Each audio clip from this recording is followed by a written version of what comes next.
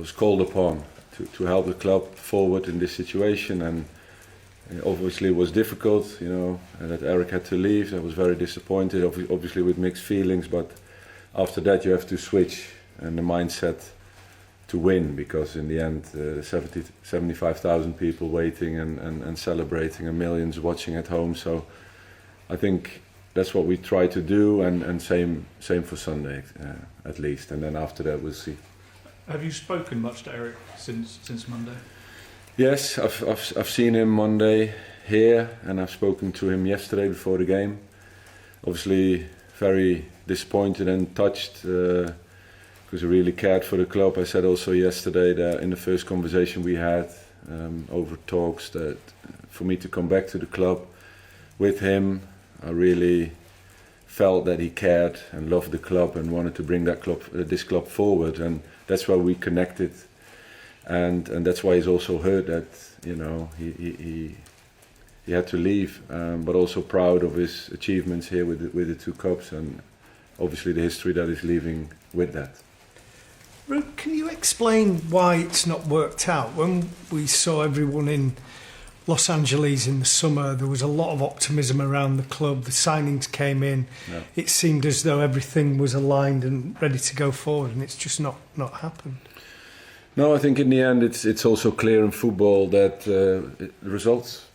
It's the results, and Eric also said, hey, we, as you say, in pre-season we had a new staff, and all very positive and working hard to bring the club forward. And obviously there's things you can't explain sometimes. I also remember the Brighton goal we scored, Ghana via Josh in, and then you concede the 2-1. There's been so many games where we felt that we could get a better result for the way we played. I'm talking Palace, I'm talking West Ham, I'm talking Fenerbahce, I'm talking Porto. So, but in the end we also know that it's about results, this game, and that's part of it, of our jobs. Just in terms of you said that the ownership of it said it's short term, go in and do it.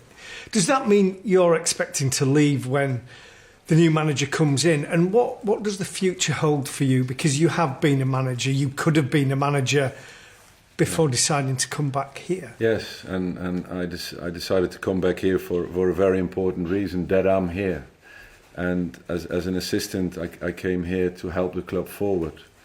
And I'm still very motivated to do so in any capacity. And as an assistant, and now as an interim manager, and after that I go back to my assistant contract that I have here for this season and next. And I'm very motivated to stay here and help the club forward. That's my absolute goal. So, Ruud, it's your expectation that you will remain as an assistant manager when the new permanent manager is installed? We will see, but it's a contract situation that I'm in, and my desire to help the club forward. So I can speak to you about my side of this story, and after that, when the new situation is occurring, when the new manager is signing and conversations takes place, we have to see how things develop.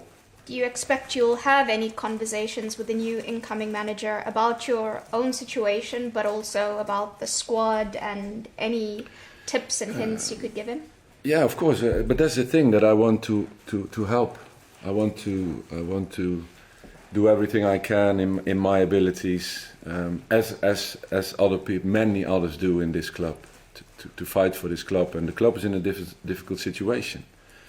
And it's not there where we all want it to be, but the challenge is therefore the bigger. That's why I'm here. And of course, it's a situation where everybody's looking at Man United and the situation there it's in. But it's us as people on the floor, on the ground, on the floor here, to do the utmost, supported by our fans. And of course, it's a process, and it's something to work for and do everything for. Mickey. Hi, Ruud. The next 3 games that you're in charge, will you be speaking to Ruben, or because he likes to play a 3-4-3, or is this going to be your team for the next 3 games, the one that you pick? Is he already announced? Or? Well, I don't know, not yet, but... So then, obviously, you don't So it's talk gonna be to your somebody team. that's not announced. So that's logical, in my opinion. And again, what the future will bring, we'll see. So it's your team over the next 3 games? Of course. Obviously now had some time with the squad first game under the belt as well. What are your thoughts on the shape of the team overall and how well equipped they are for the rest of the season under new management? Sorry, say again. What are your thoughts on how well the team are equipped for the rest of the season under new management after obviously the game last night and the sessions you've taken charge of? Oh no, I'm thinking about preparing the team for Leicester, which we did, and it was a difficult situation where we were in to get a good result against Leicester. And same today, here to build and evaluate the game, focus on Chelsea on Sunday, and that's the process that I'm in. And of course, with the short term that I'm in this position, for me, I'm really only thinking in one thing, and that's doing the best we can for every game coming up, and that's a big one against Chelsea on Sunday. Neil. Ruud, do you think this group of players is good enough to challenge at the very top? I think what's important and the most important is that what the task is that they get the maximum out of these players. And I think it's a great challenge to show and push ourselves as staff and players to that level. And I think over a Premiership season and also all the other games that we're going to play until the end of May will give us a very good and clear picture where the club is at this moment and what the process will be towards the next season and the seasons to come. So it's a big challenge. I think everybody is convinced with this group of players that we can and have to perform better than we're doing at the moment. But obviously it's very interesting to see over the course of 38 to 50 games that probably still are to be played for, where we can end up. Did you ever think, given the way that you unfortunately left the club, that you'd be back one day standing in that technical area where Sir Alex used to be? Yeah, no. Well, no. At the time, I wasn't thinking that to manage. I left in 2006. Oh my God, so long a time ago. To Real Madrid and to perform and to play and to get the most out of yourself as a player. And obviously after that, you started thinking about coaching. But I have to say, it was special to come back to this club and to the city that I liked and I loved so much and still do.